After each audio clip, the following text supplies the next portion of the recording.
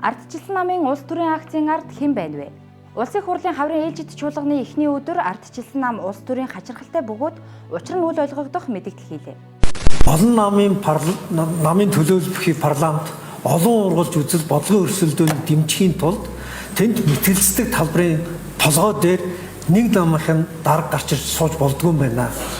Өнгөц харвал нэгдүгээрт ардчилсан нам сөрөг хүчний улс төр хийж буй мэт харагдана. Өөрөөсөө ч ингэж тайлбарлаж байна. Хоёрдугаарт Монгол Ардын намд улс төрийн шаардлага тавьж байгаа мэт дүр үзэгдвч Монгол Ардын нам хэмээн зарлаад улсын хурлыг бойкотлов. Учир нь улсын хурал дахь ардчилсан намын бүлгийн хурлаас гаргасан мэдээлэл түүний үр дагавар нь улсын хурлын үйл ажиллагааг тасалдуулах шийдвэр болж хувирсан.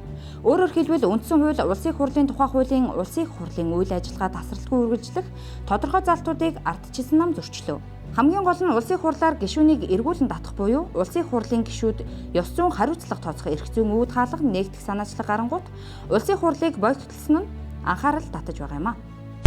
Яг үнэндээ ардчилсан намын тавьж буй шаардлага улс төрийн акцийн санаа нь логикийн асар том зөрчилтэй байна. Учир нь улсын хурлын дарга нь аль нэг намын дарга байсан жишээ манайд хангалттай олон бий. Дээрээс нь Монгол Ардын намын их хурлаас 2025 оны 1-р сарын 15-нд учрлыг намын даргаар сонгосон. Түүнийг Монгол Ардын намын даргаар сонгогдсноос 5 хоногийн дараа буюу 2025 оны 11-р сарын 20-нд улсын хурлын даргаар сонгож байсан. Чуулганд оролцсон гишүүдийн 82.5% дэмжиж ардчилсан намынхан өөрсдөө Монгол Ардын намын даргаыг улсын хурлын даргаар сонгосон.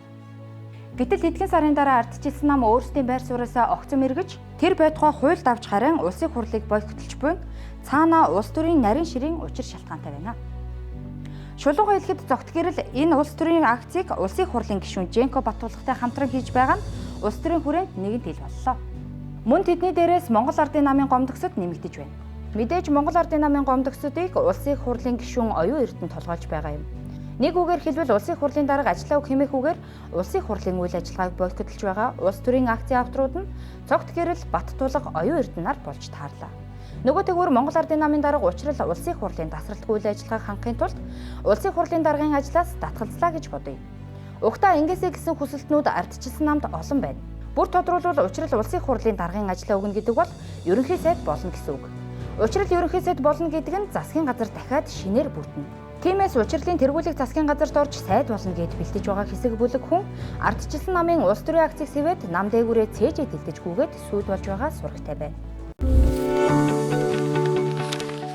100 түүчэлэх 100 нэмэтээ сонин цаасан хэвлэл болон цахим хэлбэрээр уншигч танд хүрч байна.